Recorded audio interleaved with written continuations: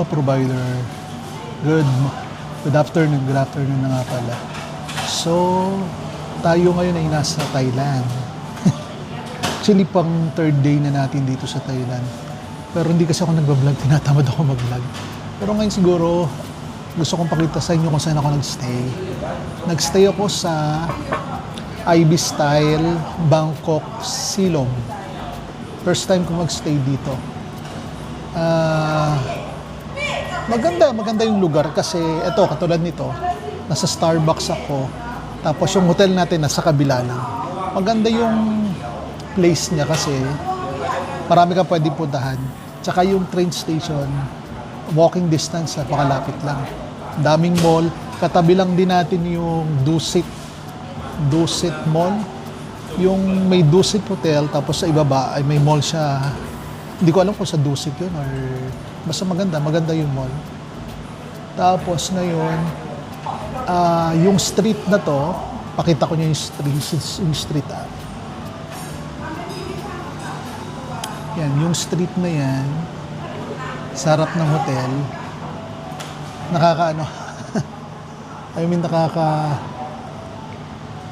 nakaka-culture siya kasi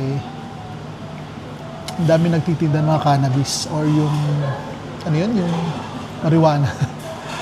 Parang minsan pag dumadaan, maglalakad nga ako sa street, may naamoy ko ng kakaiba pero hindi ko alam, hindi pa naman ako nakatry. Pero hindi ko ida-try. Yan. Ngayon, nag-ano lang ako, hindi ako kape, bawal ako magkape, matcha latte lang ako. Mamaya papakita ko sa inyo yung hotel na pinag-stayan natin dito sa Silom.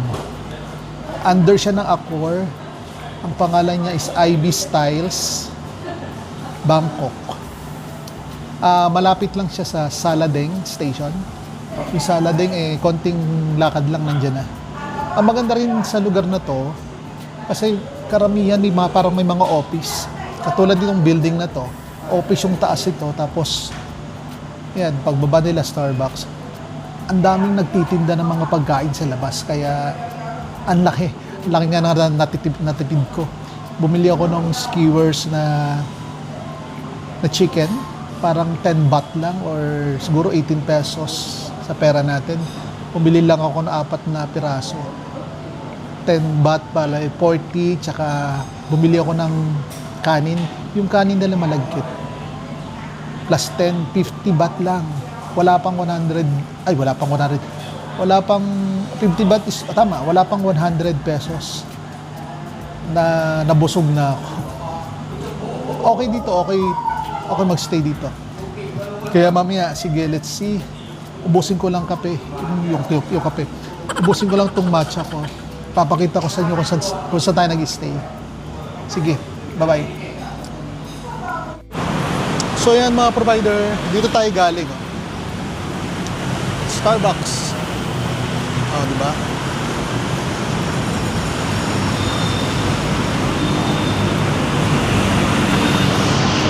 Bale, ito yung street na malapit sa hotel.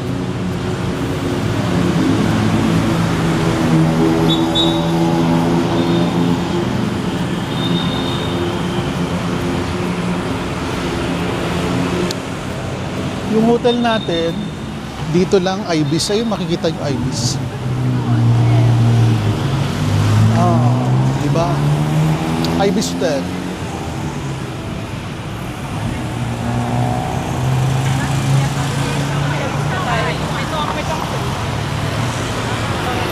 Ayan. Nakikita nyo yung mga tindahan, yung mga tinda dito. Ayan, masasarap na pagkain yan. Kala mo ganyan-ganyan, pero grabe. Ayan, oh.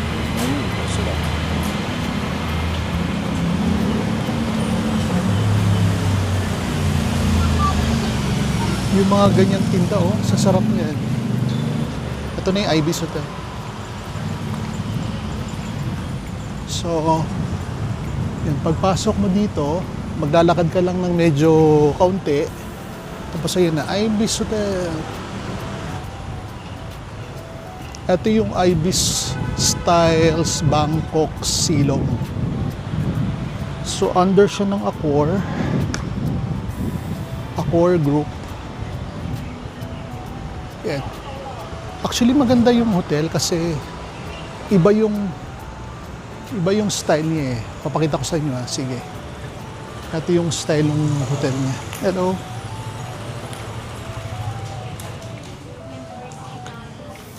Ayan yung itsura ng hotel. Di ba ang ganda, no? Tapos yan, makikita nyo may parang ganyan. Ano yung parang ganyan?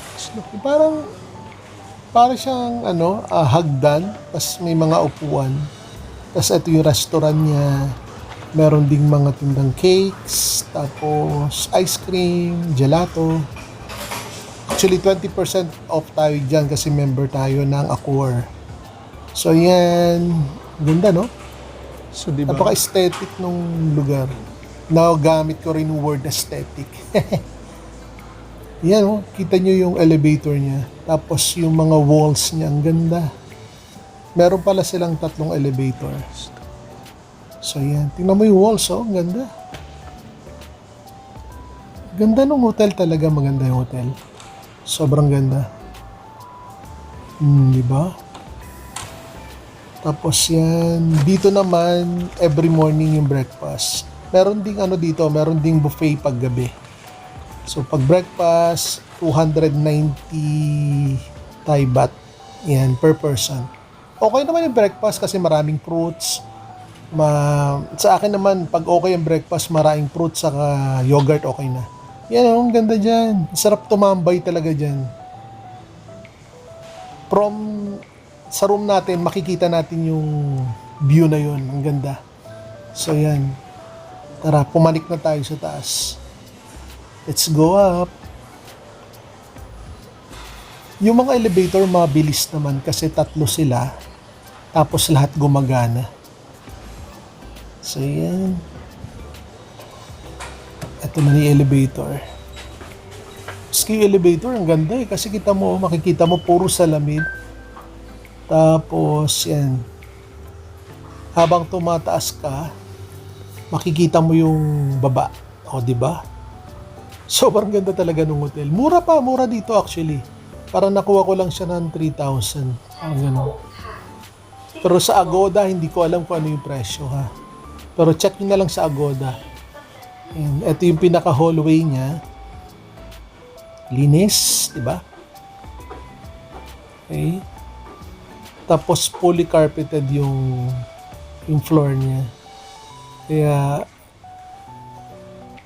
sa amount na yon is okay na. Kita mo yan, oh. Yung salamin nasisinaga ng araw. Kaya ang ganda nung niya. Kaya pasok na tayo sa room. Sa room 627 tayo. Eto na yung room natin. Medyo magulo lang kasi pangalawang araw ko na, pangatlong araw yata dito. Ganun. Yan.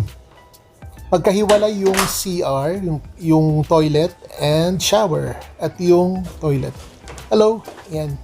Galing ako sa labas niyan, may binili lang ako. O, di ba? Ganyan kainit sa Thailand, naka-short lang talaga habang lumalabas. Yan, toilet. Ang ganda yung toilet, oh. Diba? Tapos sa kabila, ito yung shower. O, yan. Pala napakita. So, yan. Yan uli ako. So, may mga damit ako nakasampay.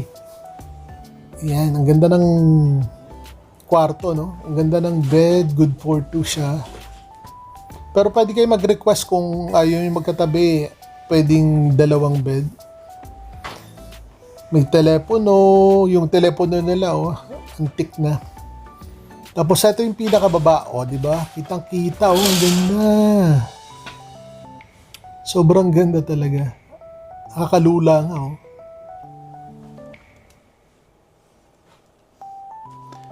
So, yung pinaka-room niya, hindi malaki, hindi maliit. Good for 2 lang talaga din. Maganda. Ayan. Ayan yung room niya. So, meron ditong curtain na kasi pag mag-shower, pwede nang ibabayan. Privacy nung kung sino mag-shower, di ba? So, ayan. Tapos ito yung pinakabintana. Ang galing, no? Ang galing ng pagkagawa ng building niya.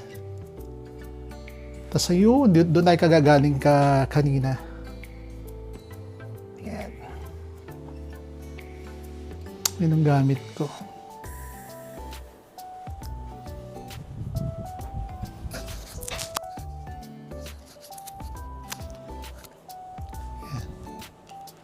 So, let's try na pumanik sa taas. Sana wala masyadong tao. Kasi minsan sa taas, sa pinaka-roof deck niya or rooftop, nandun yung pool.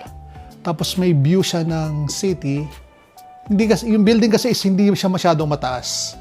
So, hindi siya masyadong mataas. Mga 8th floor lang yata to or 9th floor. Kaya yung mga building, makikita nyo, hindi ganong karami or basta parang maliit lang tayo doon sa building. Pero yan, try natin. Panik tayo sa taas.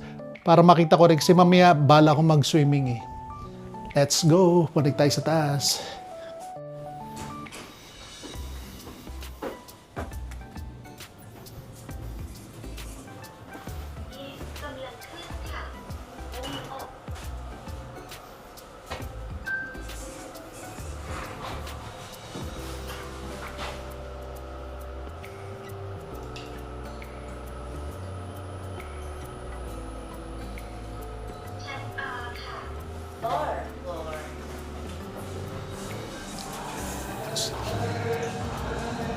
Hello. Okay. Thank you. Nice.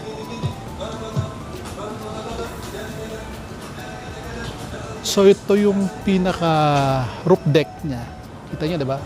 Ito, napakalapit natin sa Mahanakon building. Nakita niyo yung building na yan? Siya yung tallest building ngayon dito sa Thailand.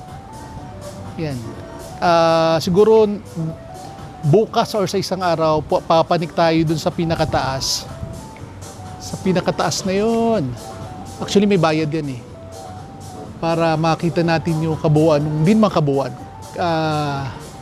Makita natin yung Bangkok. So, yan.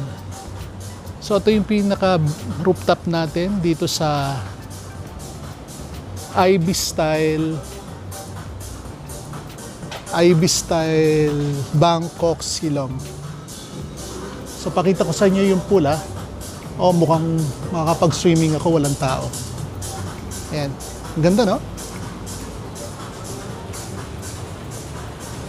Look at that, oh. Nice. Malamig ba? Actually, hinawakan ko na yung tubig eh. Hindi naman siya malamig. Kaya let's try. Makapag-lap tayo. Makagalaw-galaw. Yan. Tsaka wala na ring init eh. Pababa na yung araw. So yan. Ayun yung mahanak ko. Ang laki oh.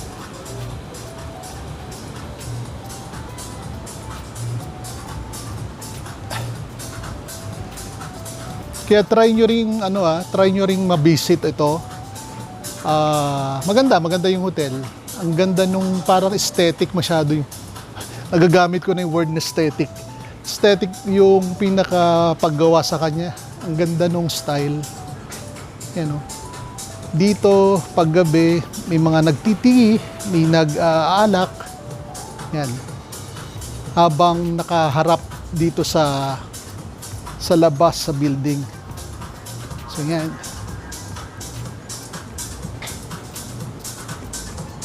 Nice, no? Dito pala sa kabila, tingnan natin, sana walang gym.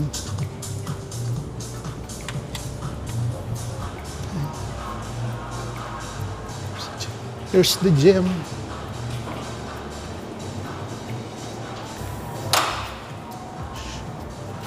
Ito yung pinaka-gym niya. Ganda, no? Maliit lang, pero at least, yan. Medyo kumpleto naman sa gamit. Yan. At tutuwa ako dun sa pinaka-building eh, kasi andito si Mahanako, no? Ayan, oh. Hello. Ayan siya, oh. Diba? Ang taas niya, no? Para siyang brick na pinagpapatong-patong. So yan, ito yung pinakababa. Para may kanal. Pero malinis yung kanal, ha? Yan, mga bahay-bahay na yan sa baba. Actually, from dito, makikita mo yung mga tao. May naglalaba, may nagtutoothbrush. Parang squatter area pero hindi naman siguro.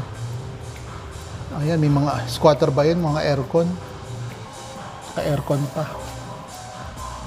Split type aircon ha, hindi window type ha. So yan. So yan, ito yung pinaka-gym niya. Diba? Nice, diba? Ang laki nung lugar. So, yan, at least napakita ko na sa inyo yung kabuuan niya. Kaya try nyo minsan mag-book dito. Okay naman siya dito. Yan.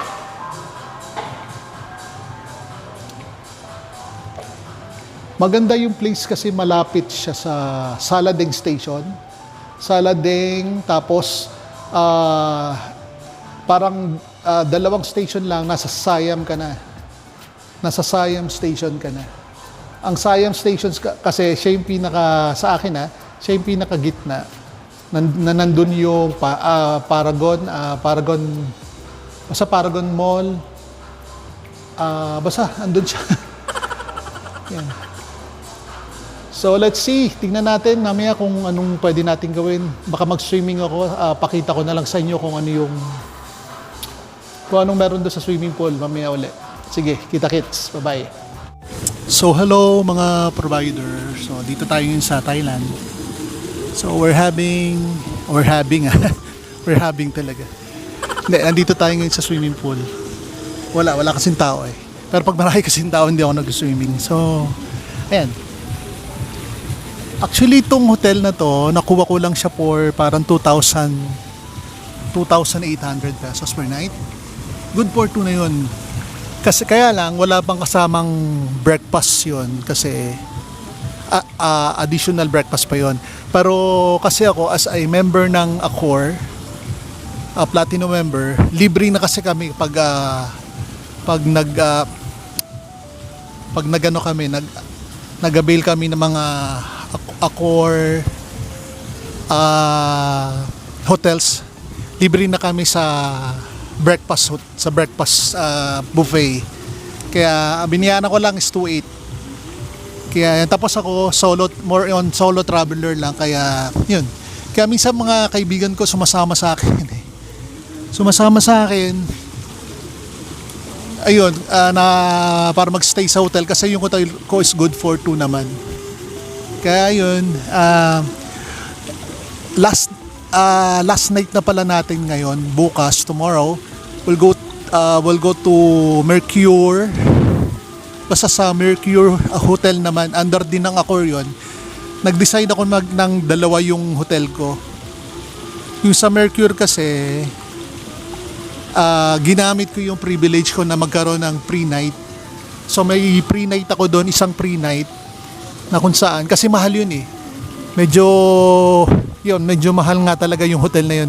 Kaya ginamit ko yung pre-night ko para makastay ako doon sa hotel na yun. Sa hotel doon sa Mercure, meron palang doon, may lounge access kasi may lounge sila doon. Kung saan, at pag 3 o'clock, may libre silang chocolate, something, mga ganun. Papakita ko sa inyo yung bukas. May chocolate time sila, parang 3 to 4, mga chocolate, kung ano-ano mga chocolate nandun yon, mga tea, libre lahat yan. Hanggang 4 o'clock yon. Tapos 4 o'clock hanggang 8 o'clock, tea time naman. Tapos alam ko sa gabi pre-drinks na rin siya. Mayroong mga cocktail, iba-iba. So yun.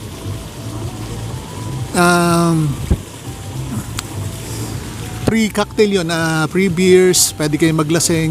Pero buti na lang talaga